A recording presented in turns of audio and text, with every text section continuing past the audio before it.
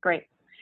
All right, thank you so much for that introduction. I'm Nancy Spoko, Director of Offshore Wind at OWIA, and I'm very excited to be joining you today to talk about offshore wind development in the U.S.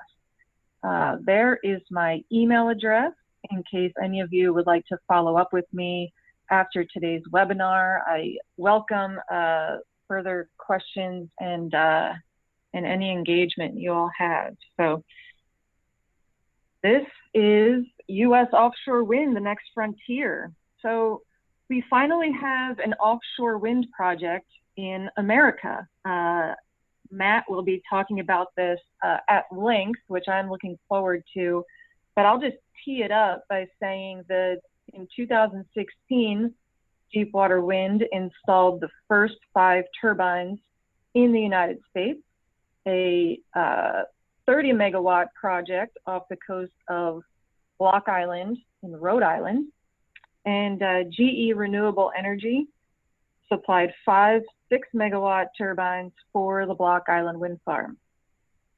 To date, the government has issued 13 commercial wind energy leases off the Atlantic coast, including leases off the coasts of New York, New Jersey, Rhode Island, Massachusetts, Delaware, Maryland, Virginia, and North Carolina. We are seeing global leaders in offshore energy setting up shop in the United States, such as Ørsted Energy, formerly Dong Energy, and Statoil, because they see signals from the United States that we are open for business for this new clean energy technology. With stable policy in place, the Department of Energy found that the United States could install a total of 86,000 megawatts of offshore wind capacity by 2050. And so as we continue to invest in and develop this homegrown resource, we found that costs will continue to drop and value to consumers will grow.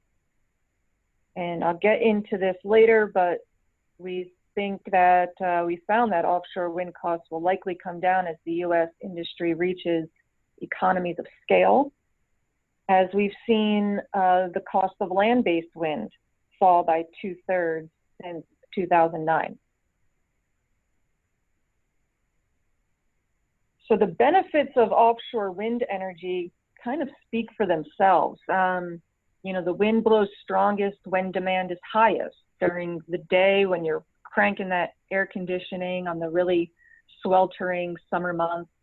Offshore wind can serve large coastal population centers because they're the offshore wind that we capture is closest to the largest population centers in the country: New York, Washington, D.C., Philadelphia or Boston, and also on California's coast. Investments in coastal infrastructure are needed to develop offshore wind, and that's really going to bring revenue into states and communities that create an environment to develop this technology, and has a great job creation opportunity. And it's a clean domestic energy source, so it really gets us to energy independence, increased energy security. It diversifies our fuel portfolio, and it locks in the power purchase agreements that offshore wind developers enter into with utilities are for a long time, about 15 to 25 years, and you get price certainty for that length of time. So we are truly excited about this this new ocean energy resource. So here's a cool map. It shows where the projects are, what kind of activity is going on around the country. The Department of the Interior's Bureau of Ocean Energy Management has issued 13 commercial wind energy leases off the East Coast. And like I said, they include offshore Massachusetts, Rhode Island, New York, New Jersey, Delaware, Maryland, Virginia, and North Carolina. And leaseholders include Deepwater Wind, Vineyard Wind, US Wind, I think you're seeing a pattern here, Ørsted Energy, Avangrid Renewables, and Statoil so far. BOEM has identified call areas off of South Carolina and Hawaii, and is in the process of identifying areas in those states for possible future leasing. That's why those states are in green. For instance, we've heard that BOEM intends to issue a proposed sale notice for 2 unleased areas off the coast of Massachusetts in very soon, with this fall as the target for an auction there. So anxiously awaiting that.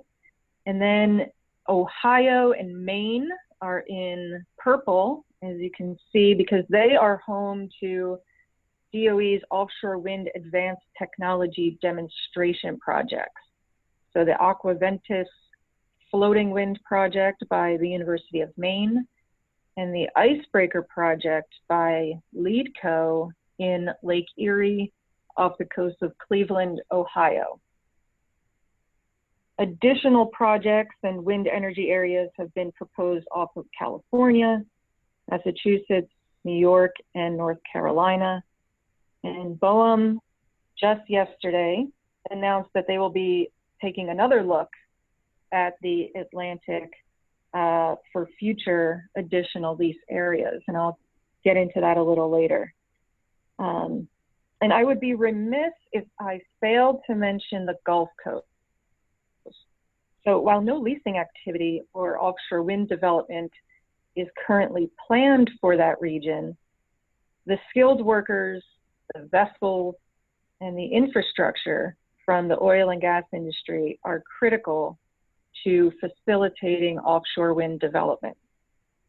I'm sure Matt will talk about Deepwater Wind's work with Louisiana companies in building the Block Island Wind Farm, but I didn't want to leave this slide without mentioning that the oil and gas supply chain companies in the Gulf Coast are critical partners in getting this industry up and running.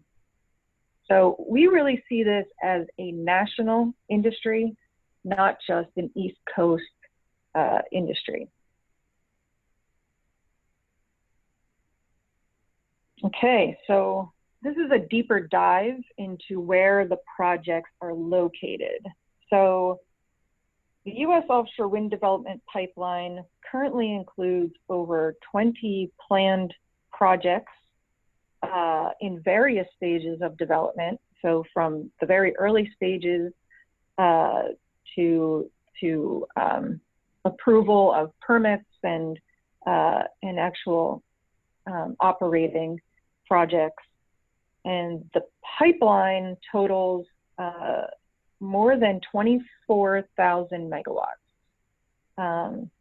So I'll get into the criteria a little bit later, but this includes 12 projects that have won competitive lease auctions from BOEM, including the Skipjack Wind Farm, the South Fork Wind Farm, Bay State Wind, and Vineyard Wind. And a majority of the nearer term activity is concentrated in the Atlantic off the Northeast coast, but projects have also been proposed off the Southeast coast, in the Pacific, off of California and Hawaii, and the Great Lakes. And on the right side of the slide, we see the various stages of development that these projects are in by state. So this is a chart from NREL, and as you can see, Massachusetts is the clear leader with about 9 gigawatts of offshore wind projects in the pipeline. New Jersey is second, and then North Carolina is close behind at third. You see a lot of gray in the Massachusetts bar, which is the color they used for the projects in the planning phase.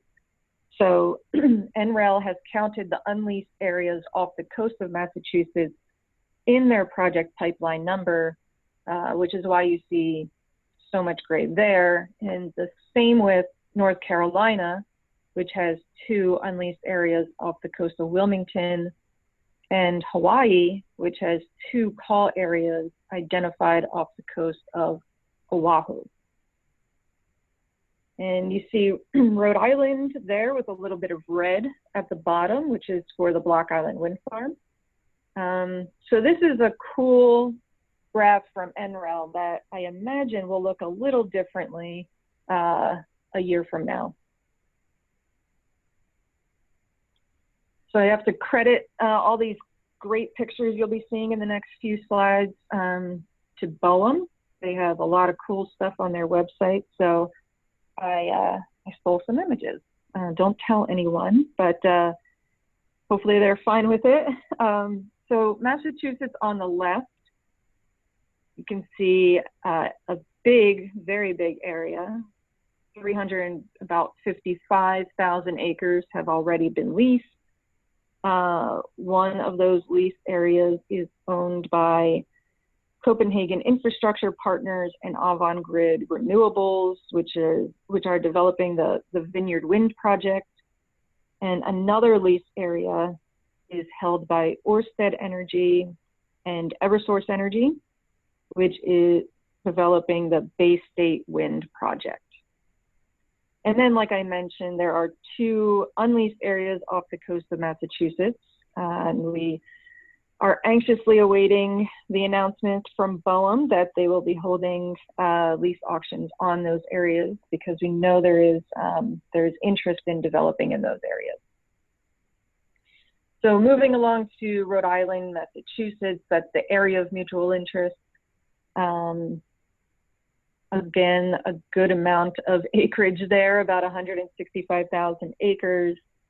Deepwater Wind won the competitive lease auction for both of those lease areas, and looking forward to hearing from Matt about Deepwater's plans for those areas a little later. And then New Jersey, which is really heating up in activity these past few months. There are 2 lease areas. One is owned by U.S. Wind, and the second is owned by Ørsted Energy. And again, that is a lot of acreage, 344,000 acres to develop offshore wind. So looking forward to seeing the development in those areas. So we see Delaware is one big area. Deepwater Wind acquired the Delaware lease area in 2016. We know that they're developing the Skipjack Wind Farm, which was awarded an OREC contract by the Maryland Public Service Commission in 2017 in one part of the lease area. And so looking forward again to hearing plans about the future of that lease area. Let me look to Maryland, where about 80,000 acres were sold to U.S. Wind in a competitive auction in 2014. U.S. Wind was also awarded an OREC contract by the Maryland Public Service Commission in 2017 for a 248 megawatt project, which will be the first phase of a larger project to be developed in that area. And then New York, Statoil Wind won the auction for a wind lease area off of New York in December 2017. And that bidding process was quite long. I remember monitoring the auction. It lasted for about a day and a half, 33 rounds of bidding. And finally, on the second day, the lease area was awarded to Statoil with a winning bid of $42.5 million. And Statoil is planning to develop project called the Empire Wind Project in that area. Okay, turning to Virginia, Dominion Virginia Power has held the lease for the Virginia Wind Energy Area since November of 2013. In July of 2017, Ørsted and Dominion established a strategic partnership to build the 2-turbine pilot project off the coast of Virginia Beach. And the project will be about 27 miles off the coast of Virginia Beach on a 2,000 plus acre site. And they're hoping that the pilot project will be the gateway to a to long-term commercial wind development in the adjacent about 113,000 acre site. So in North Carolina, and I think I mentioned DOI and BOEM held an auction for the Kitty Hawk Wind Energy Area off the coast of that state in March of 2017.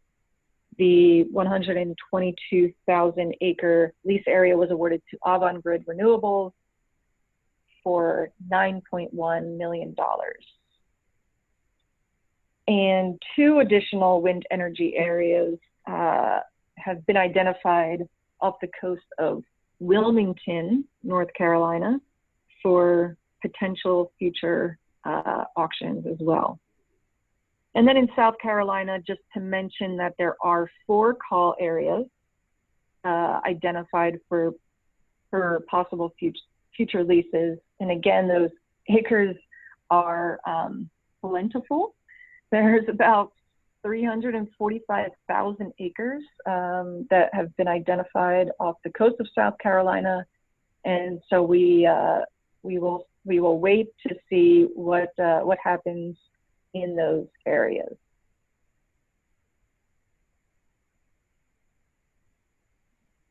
So this is California. There is activity off the coast of California. There is interest in developing offshore wind off the coast of California. This image, however, is a bit out of date, and I apologize for that. But in 2016, BOEM received an unsolicited lease request from Trident Wind for a proposed project off the coast of Morro Bay, California. And since then, there has been a lot of interest in developing in the same area by other developers. And so BOEM and the state of California have since initiated the competitive planning and leasing process for future leasing, since several companies are now interested in developing there. And then just this week, a breakthrough deal was signed by Northern California's Redwood Coast Energy Authority and an international consortium including Principal Power, EDP Renewables, and Acre Solutions to build up to 150 megawatt wind farm off the coast of Eureka in Northern California. It will be a floating wind farm using Principal Power's wind float semi-submersible platform that will be topped with a very large turbine. So very excited about that news. And then in Hawaii, excuse me, in June of 2016, BOEM published a call for information and nominations to seek interest to see if companies are interested in commercial wind energy leases within the call areas offshore Oahu. And so BOEM is now in the area identification stage of the leasing process, during which BOEM will identify areas for environmental analysis and consideration for leasing.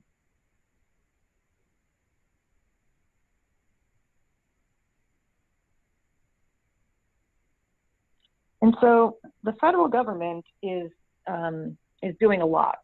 They are not only identifying wind energy areas and holding auctions for lease sales of those areas, but they are doing a lot of kind of less profile work, but very important work. So I'll just run through a few actions that we have seen on the federal level that are spurring development. So at the top, it's a congressional action in 2015, Congress passed a 5-year extension of the wind energy production tax credit and the investment tax credit, which is really advantageous for offshore wind developers.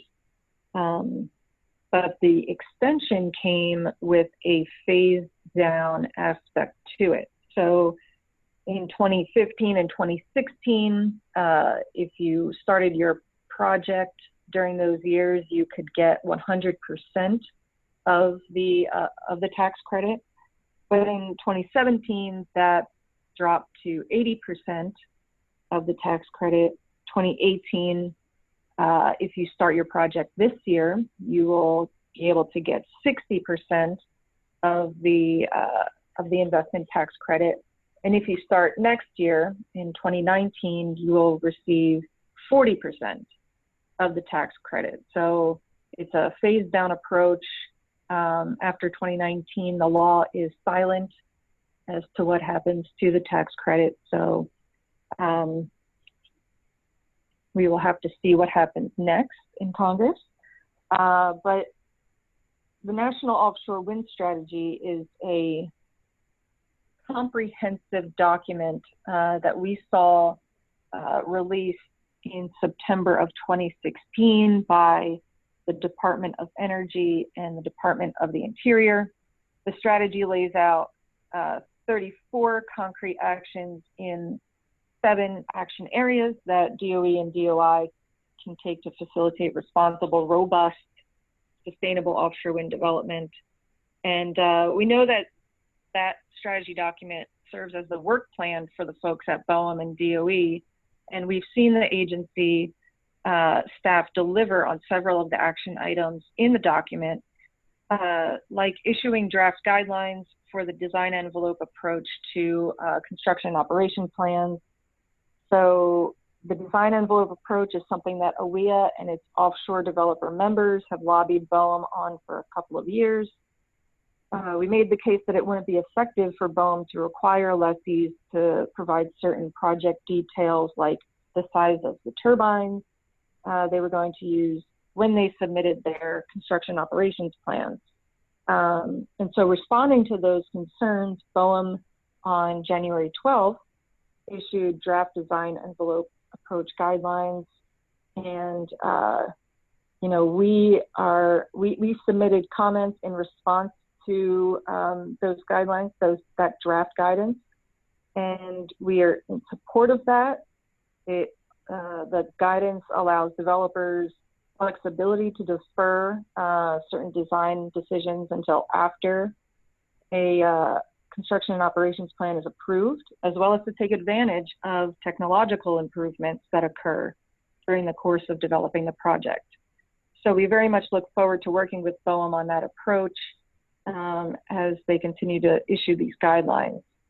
And then I'll just say with the ongoing wind energy area identification and leasing process, even with the change in administration, BOEM has kept up a pretty steady drumbeat of holding lease sales and going through the wind energy area identification process. So I mentioned March 2017, the lease sale in North Carolina that Avangrid Renewables won. Like I said, we're anxiously awaiting the announcement that BOEM plans to hold an auction on the 2 unleased areas off the coast of Massachusetts. We are also awaiting news on additional wind energy area identifications off the coast of New York. In its offshore wind master plan, the state of New York identified 4 additional areas off the state's coast for offshore wind development. And New York would like BOEM to officially identify those areas and start the process of stakeholder engagement. And just yesterday, BOEM announced that it is assessing the waters offshore the Atlantic coast for potential future offshore wind lease locations, which we are really happy about. I think this announcement shows that the Bureau is at a point with the leases in the Atlantic that they think that they can think about identifying more areas for development, which is a very good sign. Okay, so state policies driving demand. In New Jersey, we're just so pleased and encouraged by the words and actions supporting offshore wind development from the new Murphy administration. Not 1 month after taking office, Governor Phil Murphy signed an executive order directing the New Jersey Board of Public Utilities to fully implement the Offshore Wind Economic Development Act of 2010 and begin the process of moving the state toward a goal of 3,500 megawatts of offshore wind energy generation by 2030. There is also a bill in the legislature that seeks to codify this goal of 3,500 megawatts of offshore wind and expand the RPS to 50% by 2030. And so we're anxiously monitoring the legislative process for that bill. Maryland has had an Offshore Wind Energy Act on the books for about 5 years now, which amended the state's renewable portfolio standard to include a carve-out for offshore wind and to provide financial support for projects in the form of offshore wind renewable energy credits, or OREC. And in May of 2017, I mentioned the Maryland Public Service Commission awarded ORECs to 2 projects to be built off the coast of Maryland. And so the award enables U.S. wind and Deepwater Wind to construct a total of 368 megawatts of offshore wind capacity, with U.S. wind slated to build a 248 megawatt project and Deepwater Wind planning to develop a 120 megawatt project. Massachusetts, in 2016, and Matt, as the VP or the king of Massachusetts, will get into this quite a bit, but I'll just tee it up a little bit here, saying that the law requires state electricity providers to procure 1,600 megawatts of offshore wind power by 2027. And in December, 3 companies, Vineyard Wind, Bay State Wind, and Deepwater Wind, submitted bids in response to an RFP calling for long-term contracts for offshore wind generation and associated renewable energy credits totaling 400 megawatts. So bidders were allowed to submit proposals for up to 800 megawatts. And the utilities will consider procuring up to 800 megawatts. And we're anxiously awaiting the decision that will be made by April 23rd. So there's a lot of anxiety waiting all of these announcements, but it just goes to show that there's a lot happening in the offshore wind world. In New York, never to be outdone, New York released its offshore wind master plan on January 29th. And that plan is a roadmap to establishing 2.4 gigawatts of offshore wind by 2030. And so the plan will lead to the procurement of at least 800 megawatts over the next 2 years, with solicitations in this year and next year. And the plan, like I said earlier, also identifies additional areas for potential development, mitigation measures, and workforce needs, as well as tackling how the state will procure the resources.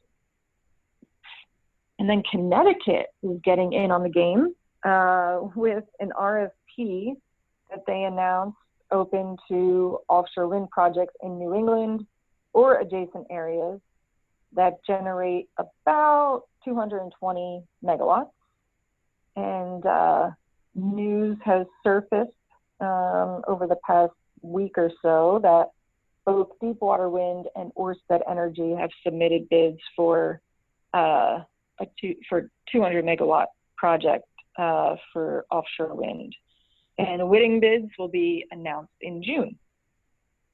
And then just looking at the RPSs from various states, also driving demand for offshore wind. It's a big deal when you have these demand drivers in place.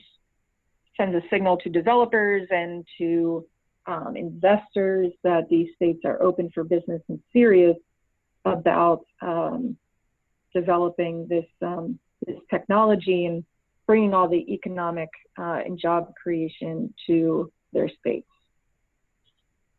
And so just want to touch on costs real quick, since that is typically on the mind of people thinking about offshore wind.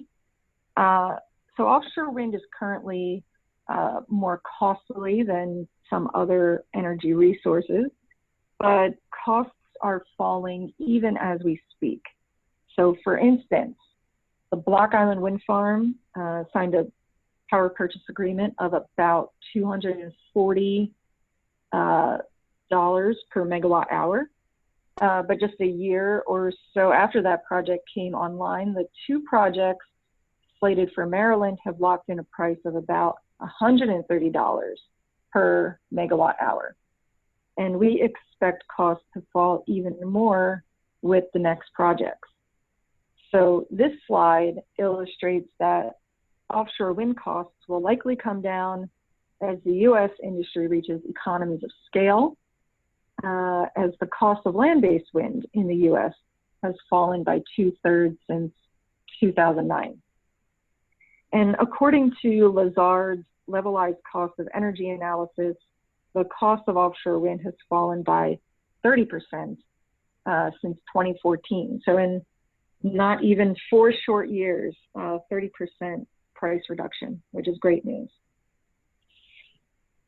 And then also according to Lazard's levelized cost of energy analysis, the median levelized cost of energy for offshore wind in the US in 2017 was $113 per megawatt hour. And again, this is down from an estimated $162 per megawatt hour in 2014 and $173 per megawatt hour in 2010. So things are going in the right direction. And with larger turbines and larger scale projects, coupled with ambitious state policies like the ones we've seen in New York and New Jersey and Massachusetts and Maryland, as well as direct state investments in infrastructure needed to build these projects and create jobs, we expect the cost of these projects to continue to fall. And I will end my presentation with this beautiful picture of the Block Island Wind Farm. Thank you, Matt and Deepwater Wind.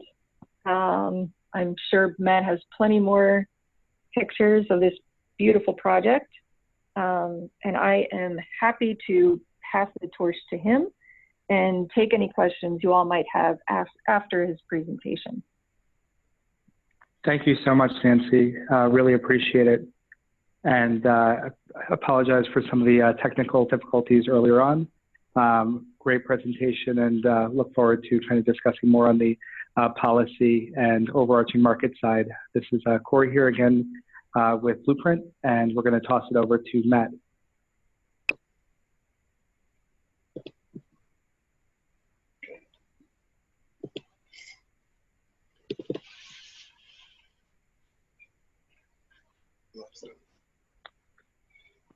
Perfect, Matt.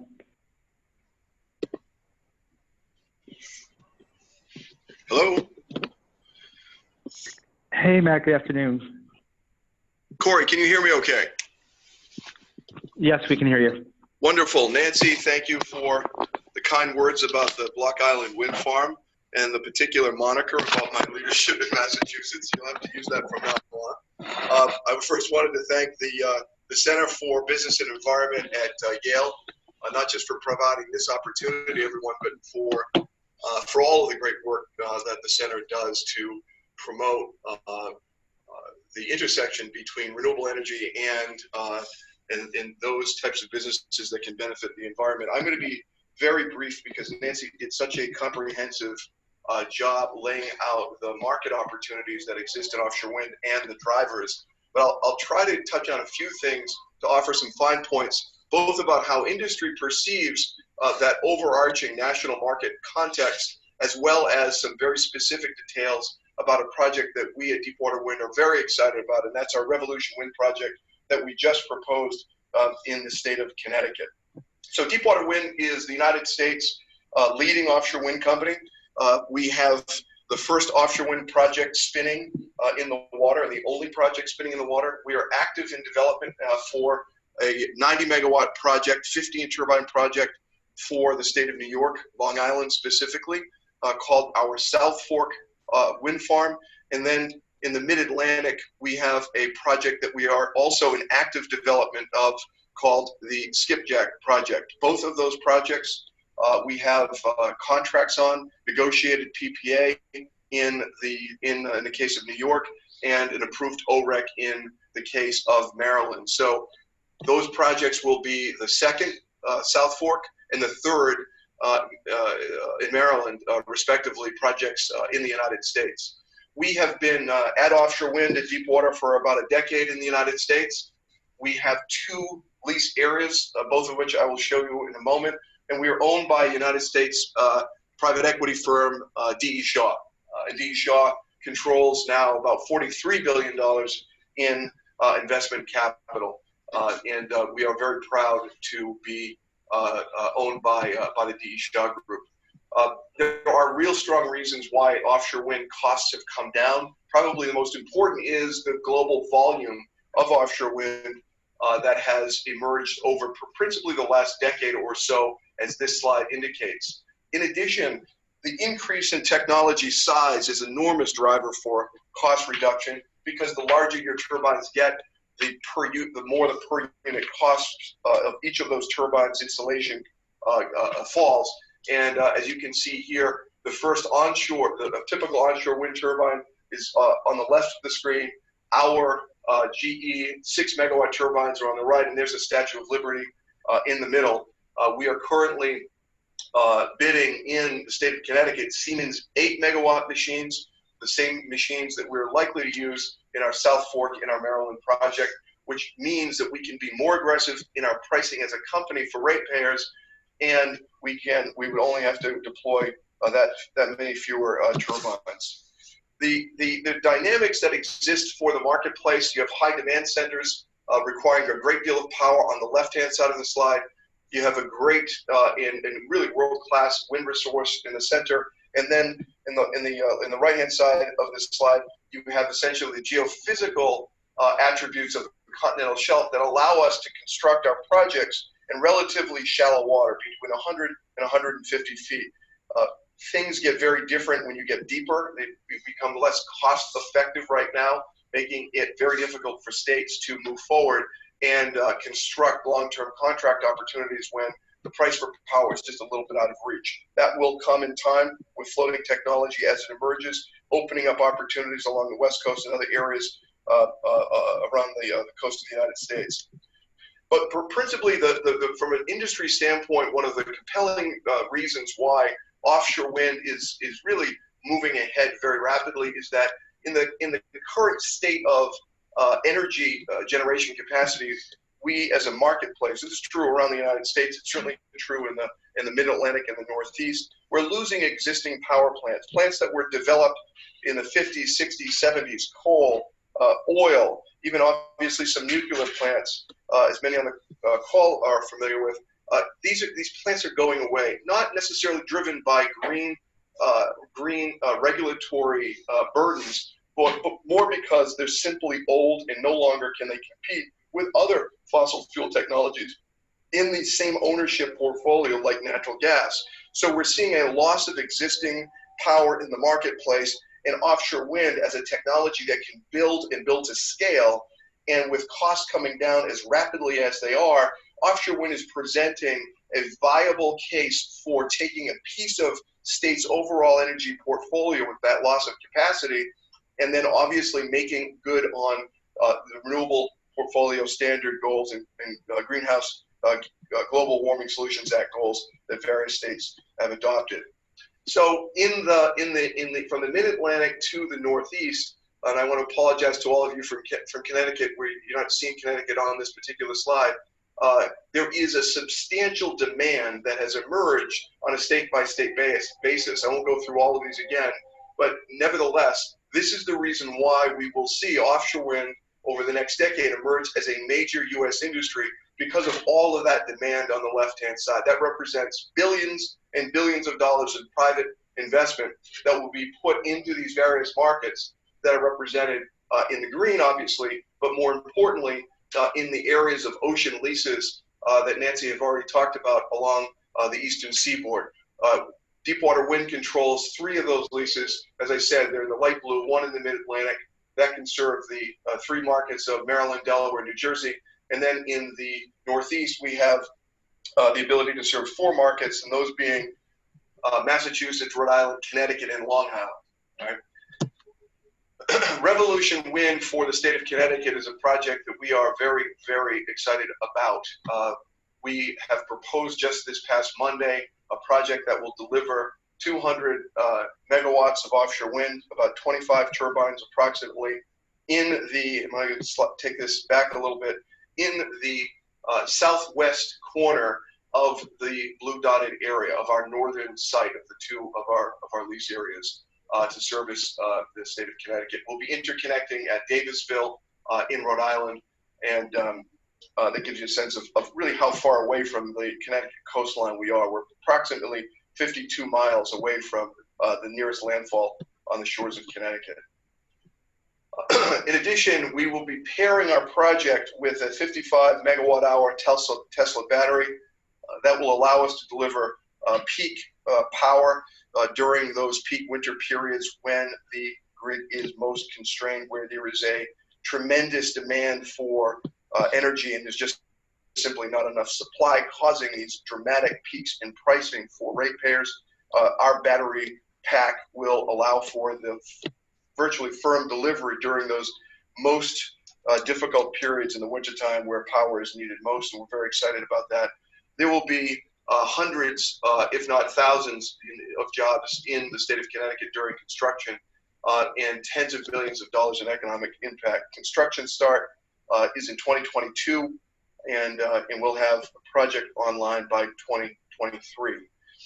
Specifically, however, we are very eager to continue the dialogue about why offshore wind does not need to be built at mega scales today. The costs of offshore wind have come down so dramatically. The know-how and how offshore wind can be deployed here in the United States has gone up so substantially. No longer do you need great, vast economies of scale and tremendous operational and political risk. You can build very large projects. A 200 megawatt project is a very large project, and you can build multiple projects simultaneously, even with multiple developers, increasing competition and really pushing opportunities into the markets where that power is being purchased. And that philosophy of Deepwater Winds is very much in play in the state of Connecticut right now, where we're committing up to $15 million to improve the New London State Pier. We are committing to the City of New London a host community agreement that will be in the vicinity of $1 million to help the City of New London and the mayor and his team and the delegation realize a vision for bringing that city into the offshore wind industry. We are working toward a research partnership with 1 or more research universities in the state of Connecticut, and we'll be working very closely with the Eastern Connecticut Workforce Investment Board and others to develop specialized programs, possibly in concert with Electric Boat, possibly other programs that are independent as well, that would be specific to Revolution Wind, leaving behind, when we're done, a tremendous amount of both human and physical infrastructure that allows Connecticut, even if the state of Connecticut is not buying any more offshore wind, to actually present a face and some infrastructure and some talent to this growing offshore wind industry that truly is desperate for both labor and infrastructure to build out the tremendous number of megawatts that are coming forward in the Northeast in the coming years. So not to belabor the specific technical aspects, but we are very excited about our transmission system.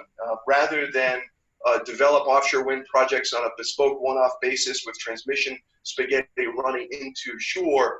With our partner National Grid, we have designed a transmission system that essentially allows for the permitting of a single corridor, that allows for an overbuild of a substation platform, such that both environmentally, there are it's a much more environmentally friendly process that one company would need to go through, but very importantly, there's an overbuild of this transmission infrastructure that allows either our company or future companies to partner with National Grid after we are done our first project and use that overbuilt substation, use the corridor that's already been permitted for another transmission line, and as a result, that these future projects will not absorb that additional and redundant cost, saving future projects money as well as bringing significant environmental benefit.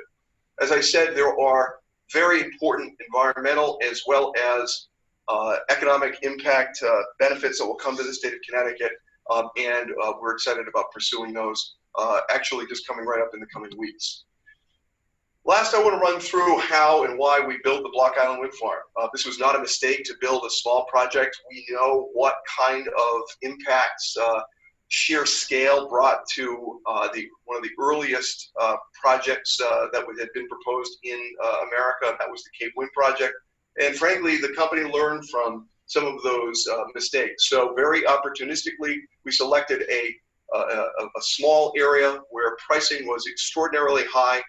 We built a very measured project to really determine the best in class practices right across the board, from engaging with commercial fishermen, with tribal leaders, with environmental organizations, with other stakeholders both on the island and off, to ensure that we were developing a model, an American model, that we could replicate for future much larger projects. So the Block Island Wind Farm really is a milestone in American innovation and know-how as it relates to offshore wind development.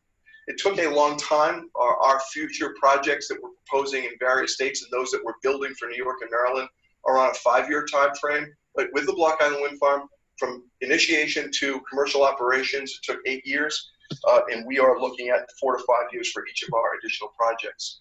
Offshore wind is very challenging to permit, and we work very closely with many of the regulatory bodies at the federal level who will be working with again in our future projects like the one in Connecticut, but also the state of Rhode Island deserves a great deal of credit for partnering up with us and really working through the process of developing the state level regulatory regime to allow us to get to really a world-class offshore wind facility.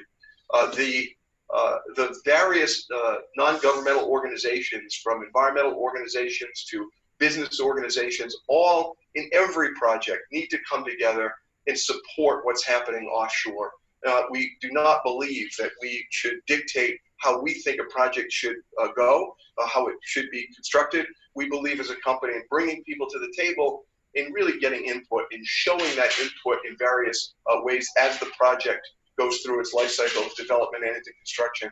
And as a result, you wind up with a project that's not mired in litigation and a project that communities benefit from, with new job opportunities through the project and new future job opportunities as that they develop.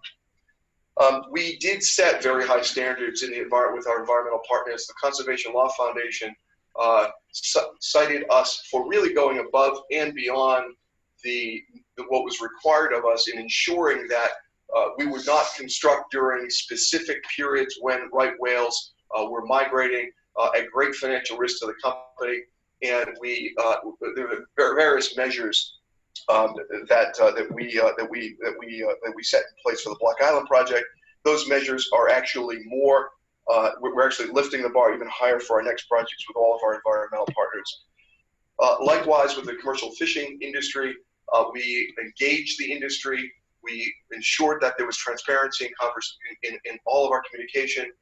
We did not hesitate for a moment to bring the industry in to the project at appropriate points to help on a commercial basis. And certainly we use then and now vessels to assist with our various scientific explorations of the habitat around the Block Island Wind Farm. Very excited about that. Economic impact is enormously important for any community we're building in. The market will not be centrally planned where there's tremendous efficiency out of the gate. There will be a great deal of inefficiency in the early years, and from our perspective, we believe that is just fine.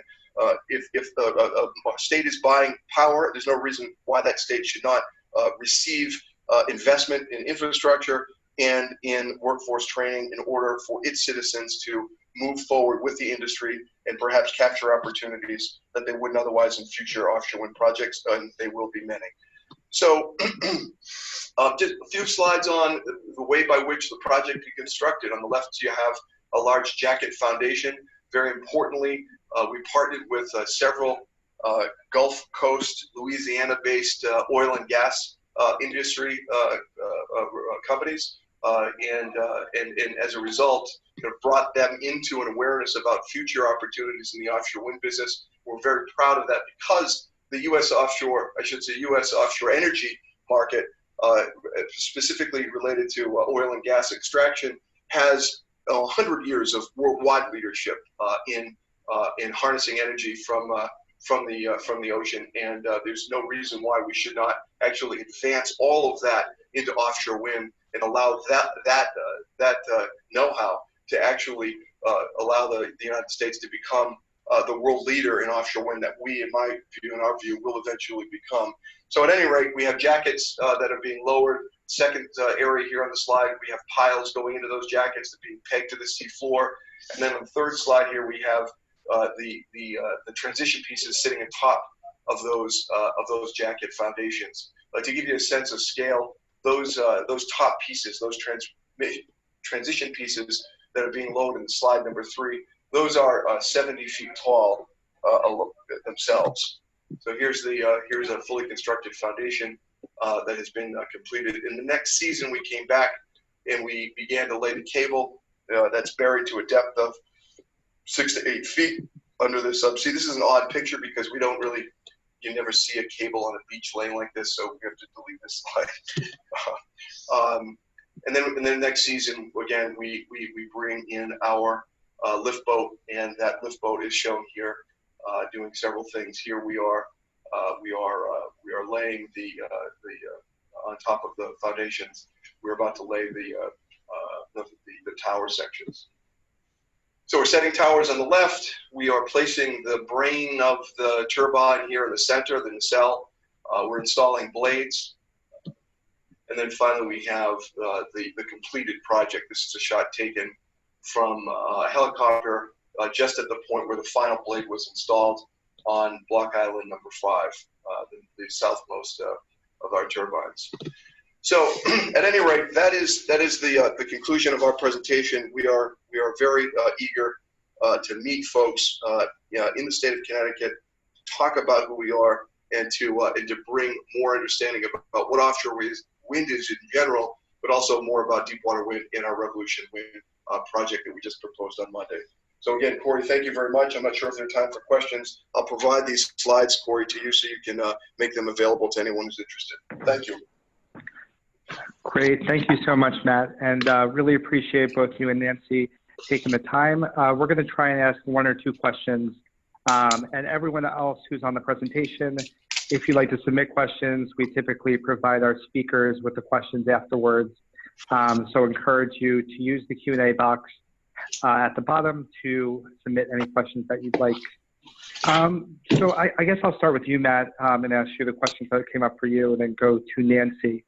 But kind of to combine the 2 questions together.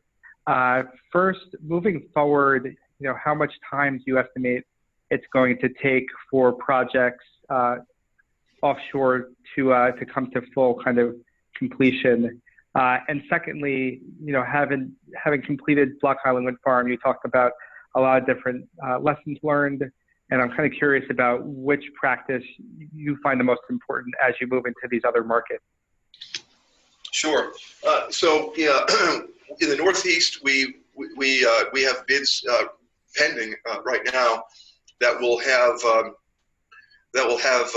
3 projects coming online between 2022 and 2023. The way that the market is structured, there'll be several solicitations that go out over a period of years, between 12 and 24 months for a new solicitation. So what you'll see in the Northeast is a constant churn of construction and installation, workforce training, construction, installation, workforce training, and the like. So there will be a substantial amount of activity in the Northeast starting in about 2021 that will continue forward for many years to come. Okay, hard to believe because it's been so long, but now that offshore wind is a law or has the executive support in many markets, it's no longer, and because these markets just simply need to replace capacity that's being lost, there's no longer the kind of question for those that are following very closely the market. This is now happening. It's in real time. We're building projects in these other, for Long Island and Maryland. Bids are out. There's real competition among industry players, and it's just a matter of getting to the point where people start seeing construction, people start seeing and realizing the economic impact in their communities, et cetera. So there will be a continuous flow of projects, in our estimation, over the next decade and more. To the second point, it's an excellent question, Corey, and we would say that the most important finding around Block Island was that scale and modest scale matters in the U.S. market. We have 100 years of history in industrialization where the United States will innovate something. We will work in smaller, more modest scales to perfect that something, and then we go huge. That is, in our estimation, the way that the offshore wind industry should and will emerge here, just because in Europe, after 20 years, there's enough infrastructure and enough people capacity to develop projects at scales that really exceed those that we can achieve here in this moment. It doesn't mean that we can't achieve the same number of megawatts installed over the same time horizon. We believe that projects should be right-sized for communities today. They should be de-risked to the point where there are real opportunities for meaningful job training. The people and stakeholders, particularly commercial fishermen, can be at the table and begin to understand how these projects both are developed, constructed, but also if there's any impact to habitat. We want to make sure that everyone is comfortable. That's just a philosophy of our company. You don't need to have 800 megawatt projects, gigawatt projects. We think right-sizing projects in the early days of this industry is critical, and that comes right out of our learning from Block Island. So thank you for that question, Corey. Great. Thank you so much, Matt. Really appreciate that answer. And we're on the last question because you guys had great presentations and got a lot of good topics in there. So this last one is for Nancy.